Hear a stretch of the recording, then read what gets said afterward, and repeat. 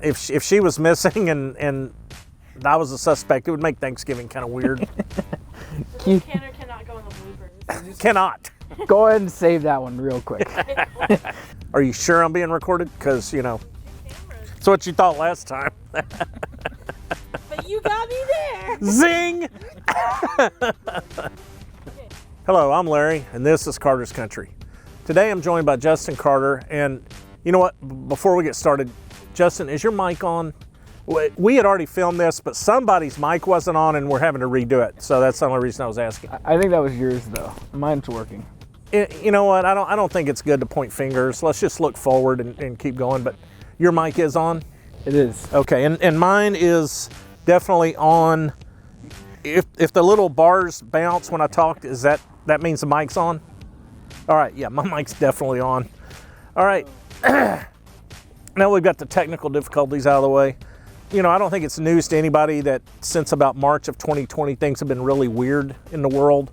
What we're going to talk about today is the effects of all of this on the gun industry, then on the gun retail business, and then specifically to Carter's Country. Kind of cover all that. So any first-time buyers looking to come to a gun store, or some of our regular customers, kind of give them an idea of what we've been through, what we're doing about it, and the look forward. Absolutely. I mean, definitely it's been a crazy couple of years. Yeah. That's the easiest way to put it. Yeah, I remember I wasn't really taking it all serious until one day I saw you like working hard, and I was like, man, this thing is real. So It's a real deal. Once I'm on the floor, then we're all in trouble. Justin's sweating. This is bad. What do you think's the best thing to come out of all of the gun apocalypse that we've had since last March? What are some positives out of that, if there are any? Well, I mean, like we talked about before on the channel, I think that we've seen so many new gun buyers hit the marketplace who are absolutely, number one, I mean, it started in more of a fear-based scenario, but now they've become loyal customers of ours.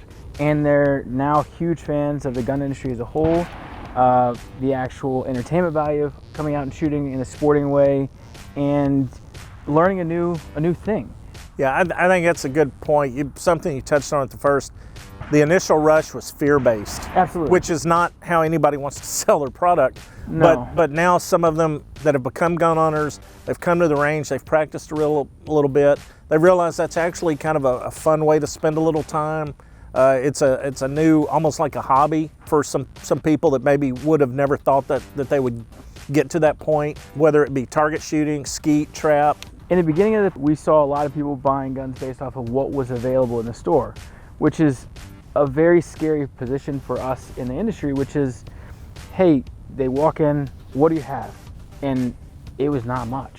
I mean, there was times in our main store here in Treshwig that we had maybe 20, 30 pistols on display, which is not even remotely close to what we traditionally maintain in the store. Yeah, a lot of empty shelves. A lot of empty shelves, a lot of lack of ammo, a lot of additional supplies lacking.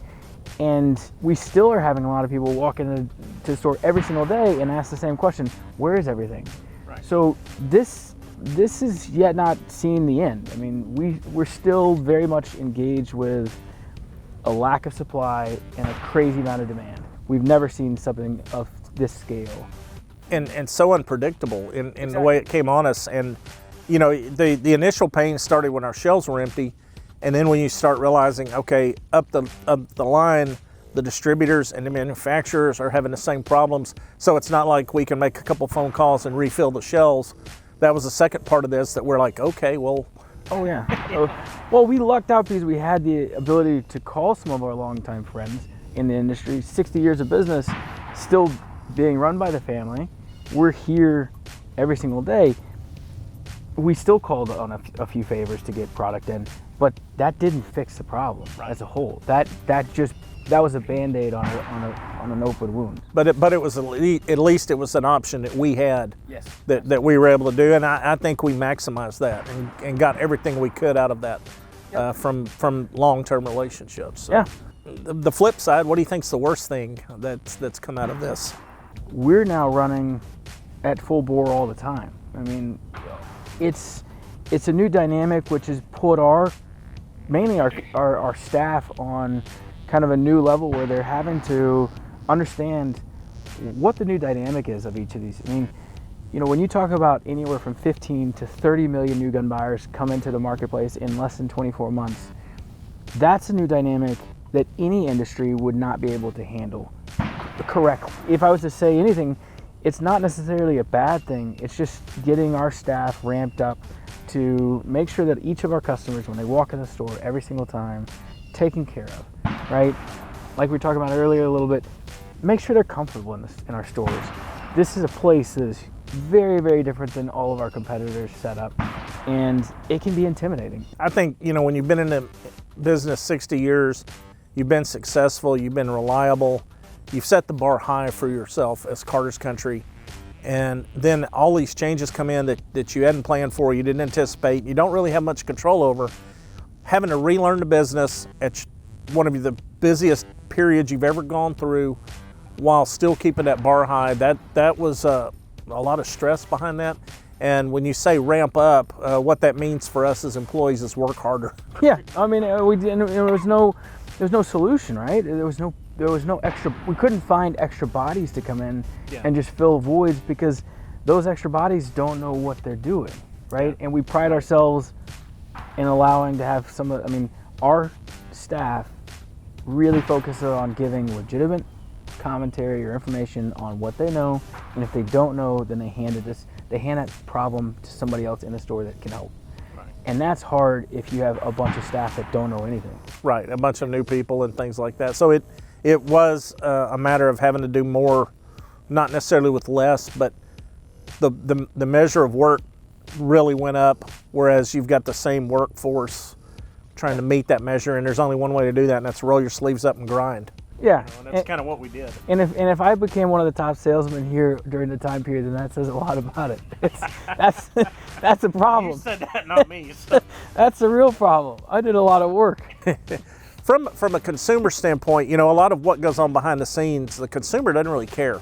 What they care about is, I want to come in, I want you to have what I want to buy, and I want a good price on it. Prices across the board have gone up. And let's talk about that a little bit. What has driven that? At the end of the day, we had to pass on the cost increases that we were faced with. Right. Every industry in the United States is being faced with astronomical price increases, from component parts all the way up to trucking, logistics, to staffing costs. Yeah. And we've always maintained the same principle that my grandfather started this place with, which is, you know, cost plus margin, and that's it. We have to, you know, we only pass along any addition in the business as the costs increase, and then we try to bring those right back down as fast as possible. You see, you know, parts of something go up, but this was across the board. You know, everything, and I think you hit on it. It was costing us more across the board to get the things we were getting, and to stay in business, you have to reflect that increase. But I think, speaking to the Carter's Country integrity, margins weren't expanded. They were kept the same. It's just, it was costing us more to get it. We had no choice but to increase our cost, and when possible, as things normalize, I think we've already demonstrated we will get the prices, you know, back down. That kind of already leads into my next question.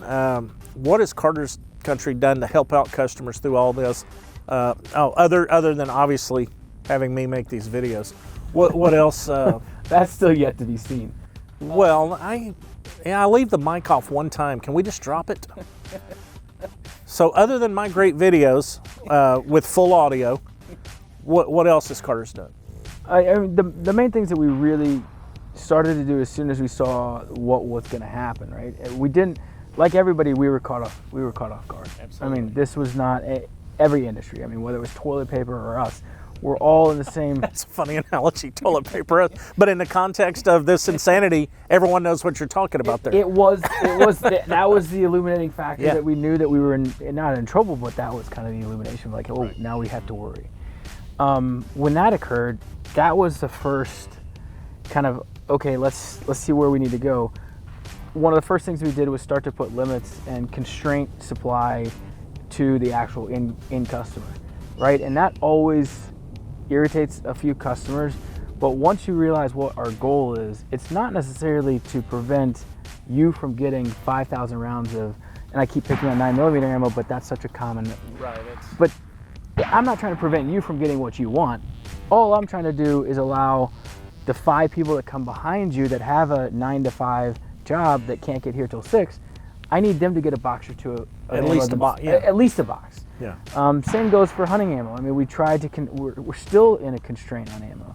There's still limitations because we don't want to be in a spot where, somebody comes in and wipes us out, where all the thousands of other people that walk through our stores every single week don't have access to it. Right. We were trying to make sure there was product available for more than just the guy that was waiting at line at 9 a.m. Yeah. We wanted everybody else behind him to, like you said, get at least a box of ammo. A lot of these people new to the gun industry, they didn't have boxes stuck up in their closet like most of us. They're now collecting ammo, right? So those new people don't have access to everything.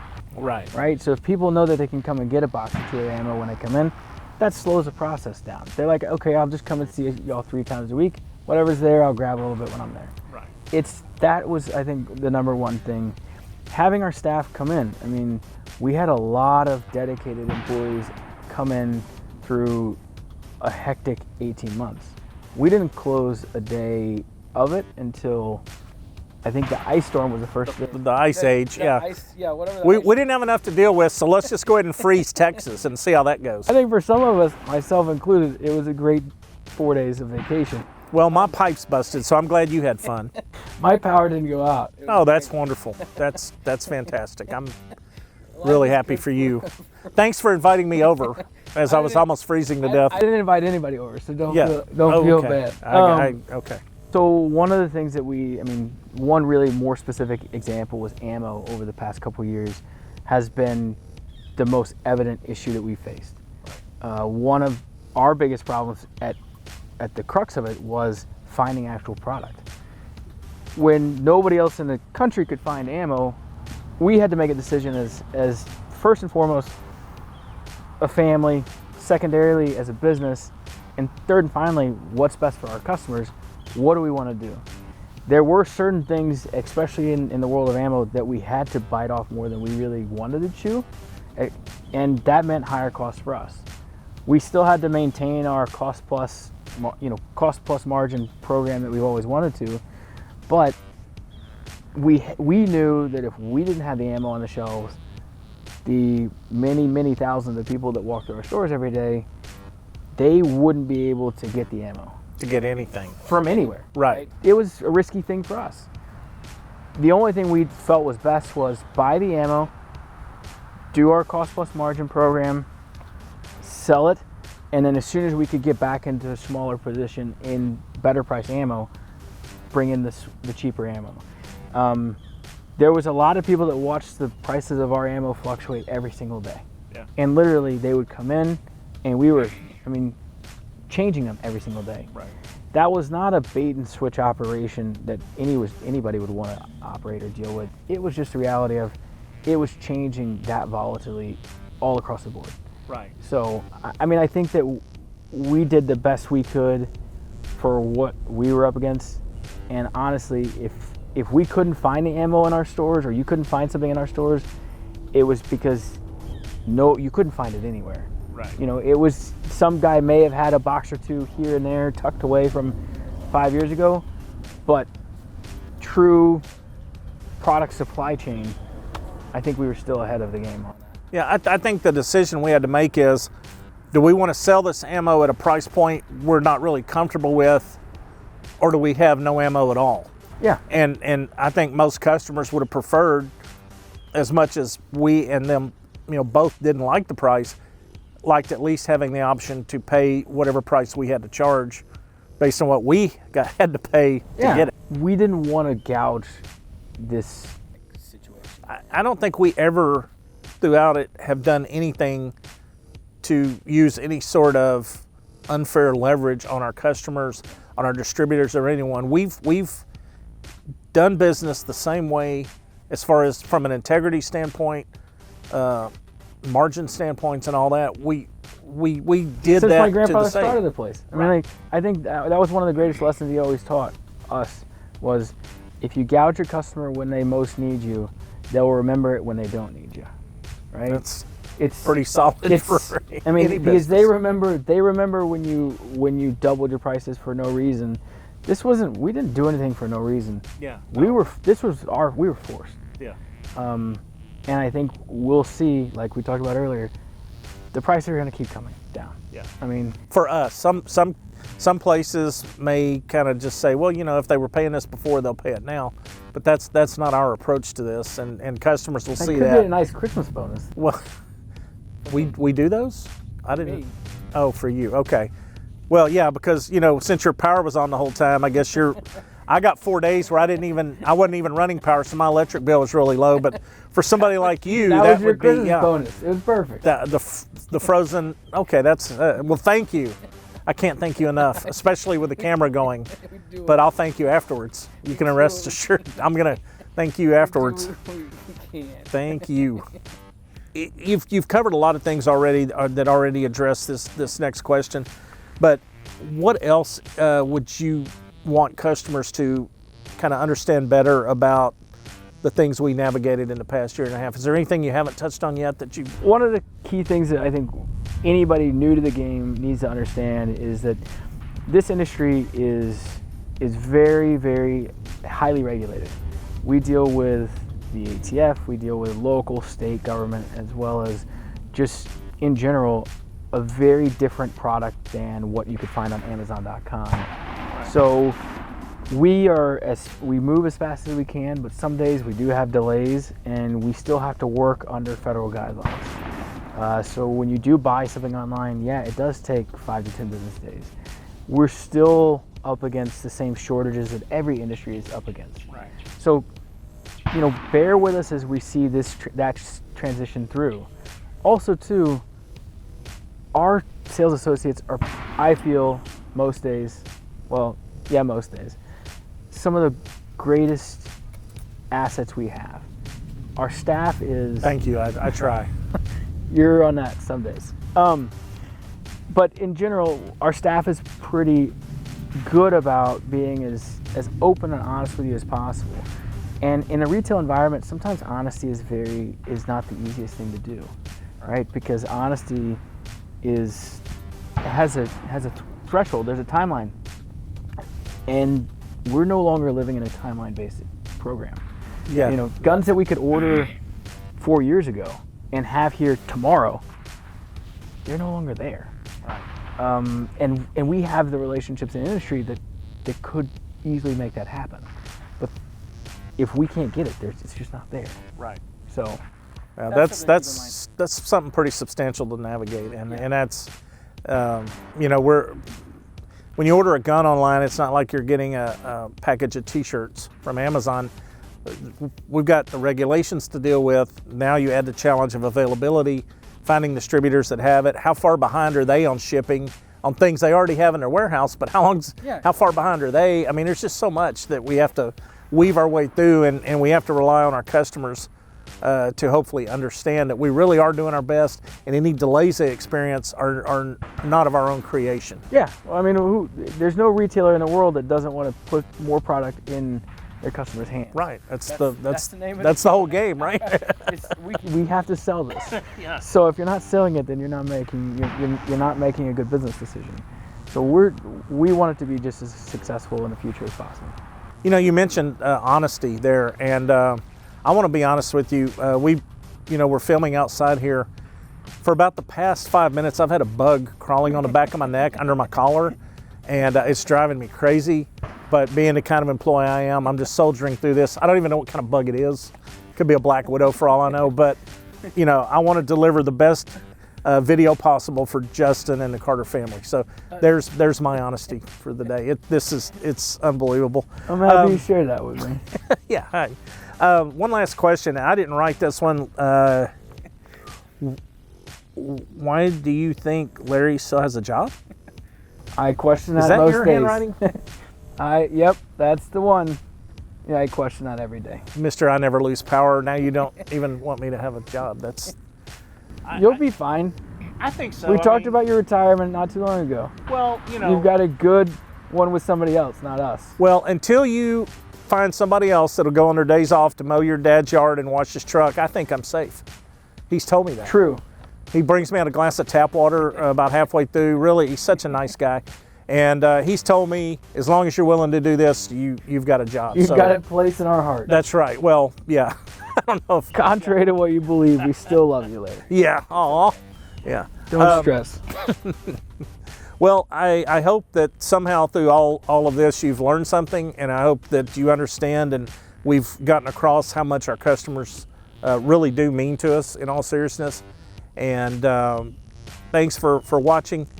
Be sure and like us, follow us, and feel free to make comments. We're always looking for feedback, ideas for new videos, things like that. Please share those thoughts with us after watching the videos. And remember, if you've ever shopped, shot, or hunted with us, you're already a part of the Carter's Country family. Until next time, adios.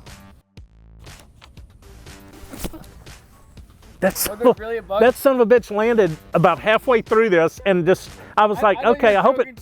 No, I was like, I hope he flies off, and he would go up right to my hairline, and then back down my shirt, and then back up to my hairline. And I shower regularly, I really do. Supposed to look between the two cameras, or okay, crisscross it. We're getting this is more Crisscross applesauce. You know, sometimes the way you phrase things just. Entertains you? Oh, over 50s older? That's for you. Yes. Fine. Speak up, I can barely hear you. I think you're near retirement too, if I remember correctly. Well, not that I was planning, but I guess. Who knows? Yeah, apparently somebody knows.